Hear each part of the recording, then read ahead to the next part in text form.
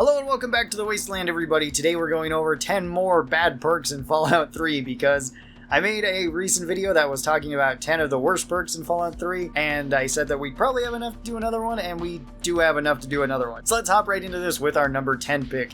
This is Warmonger. Warmonger is a level 26 perk that requires 7 intelligence, and you can take this one time. What Warmonger lets you do is you get all the schematics to all the custom weapons in the game, and this will automatically raise all of the existing schematics up to level 3. That goes for any of them that you don't even have, so if they were at level 0, then they also go up to level 3.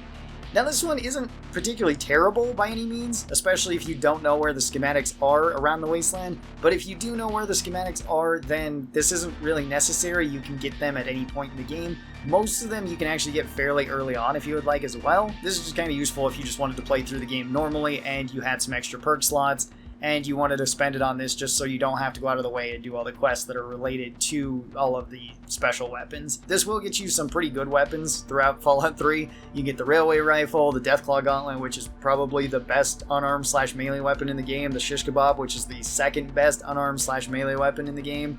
And you can also get bottle cap mines and nuka grenades, which can be very fun as well. And the rocket launcher, of course, where you can lob stuff out of it. So a lot of really fun weapons there, but it's just a perk that you don't really need in the game because you can get them normally. So that's why it's down here at number 10. Coming in at number 9, we have Explorer. Explorer is another perk that you just don't really need. This is a level 20 perk. This doesn't have any requirements to it, and you can get it one time. And once you take this, then it shows you all locations on the map. This one is just not super useful because you can explore the Wasteland anyway, and assuming you have access to the internet, you can just look up a map of everything in Fallout 3 and then just go to every single place that you want to go to, or just go to every location anyway, because if you are exploring, you're probably going to find a lot of things just walking around in the Wasteland. So by the time you're actually getting this at level 20, you've probably explored about half the Wasteland or so, unless maybe you just ran to DLCs and then ran directly through the main quest, and it's just not a perk that's really worth taking at any point. Coming in at number 8, we have a fan favorite here with Cannibal.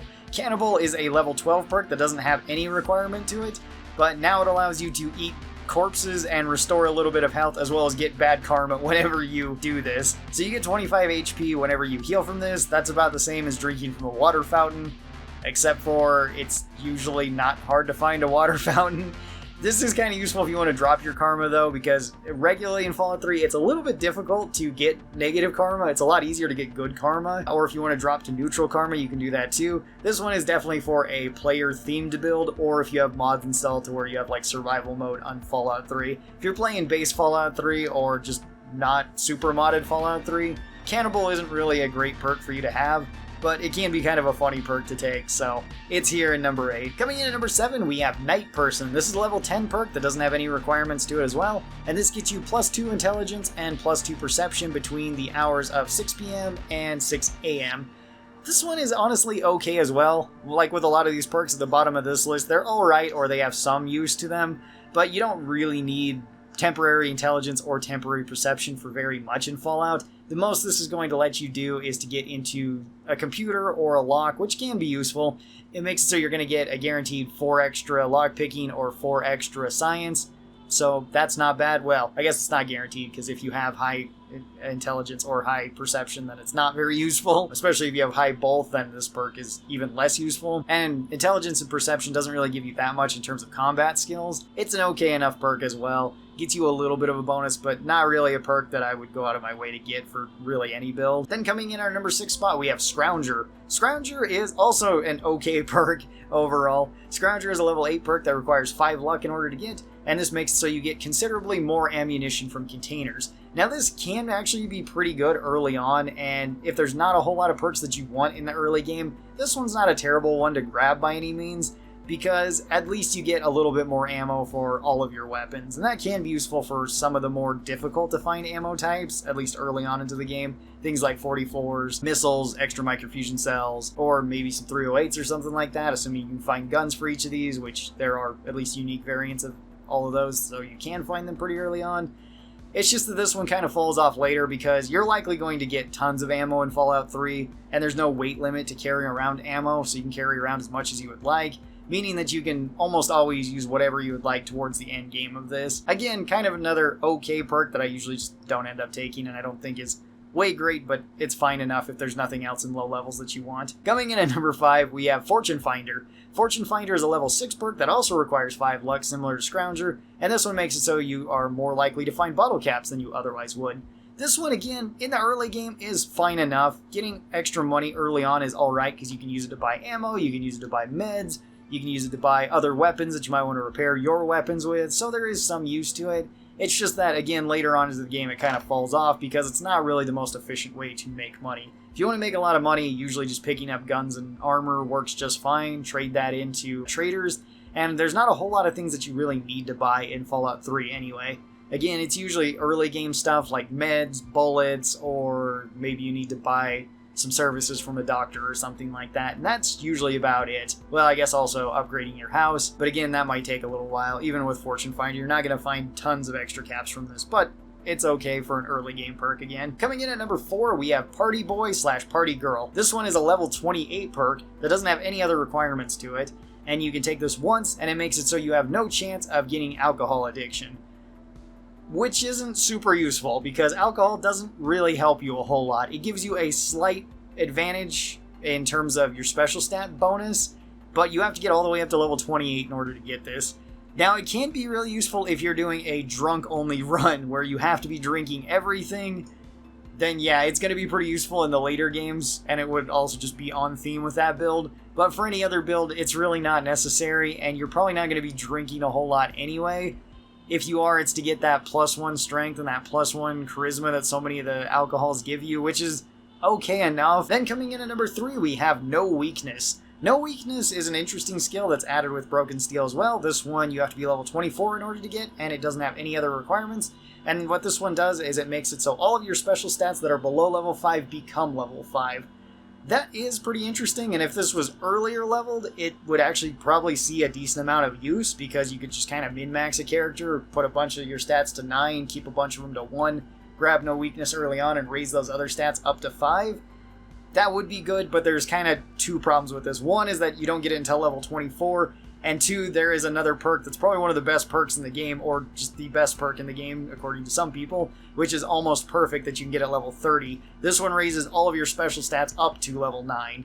So there's not really a reason to get No Weakness and then go immediately afterward to go right into Almost Perfect, because you'll just go right up there. You also probably can't get enough levels from No Weakness to really matter, because you would probably get that, and then from level 25 to 30 you're just going with intense training to buff up your other perk points, which could work, but at that point I'm assuming you're going with Nuclear Anomaly at level 30, which is also an okay stat. It's just kind of weird that this one exists at level 24. If it existed at a lower level, maybe if this existed at level, 6 to 8 or so, I could see it being picked pretty often then. I think it would actually be pretty good, because it would at least give you a big bonus in the early game.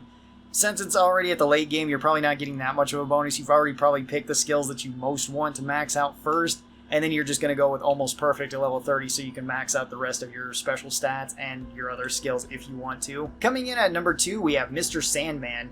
Mr. Sandman is a level 10 perk that requires 60 sneak, and what Mr. Sandman does is allow you to kill NPCs once they're sleeping.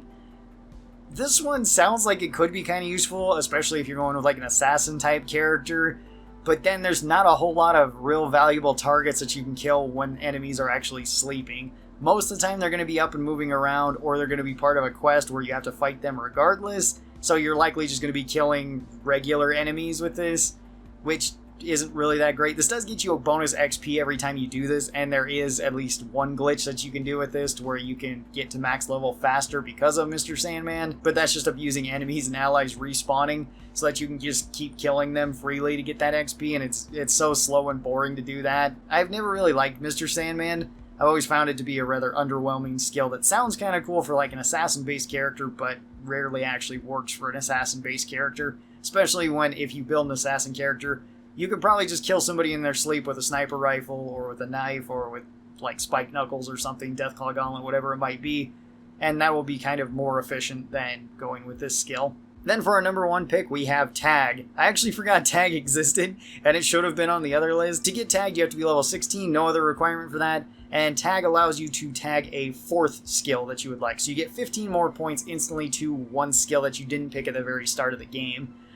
This just isn't enough. You already picked 3 skills that you really want to spec into, so maybe you pick something like small guns, repair, and lockpicking, and by the time you're getting there, you've probably already almost maxed out those skills anyway, assuming you're just building directly for them. In the best case scenario, you're just getting those 15 extra points, and that's not really that many extra points that you're really getting, especially when you could get something like educated early on, or you could get comprehension early on, and get a whole lot more skill points just out of that, or simply going with higher intelligence at the very start of the game if you want to have maxed out everything skills. This one solves a problem that's not really a problem. Tag used to actually be good in the older Fallout games, in Fallout 1, 2, and Tactics, because at least in those games, when you would take tag, it would give you a percentage buff to your skills. So in that way, you could actually pick another skill that would be significantly boosted, and that could be pretty good, because usually in the older games, at least for whenever I've done runs, usually you just want to pick weapons. You want to pick like small guns, big guns, and energy weapons for a general character that's pretty good at everything,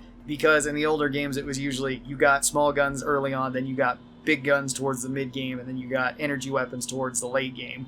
Or you went with something like melee weapons mixed in there, because melee weapons were really strong at the beginning and more reliable than something like guns, and then you would switch to guns and then switch to energy weapons. In the later games, in Fallout 3 and beyond, tagged has always just been a terrible skill, and I wouldn't really recommend it on any build. So these were 10 more really bad perks in Fallout 3. I will be doing a 10 really great skills in Fallout 3 up next. Hopefully you guys enjoyed this video. I hope to see you in the next video, and I will talk to you guys next time. Bye-bye!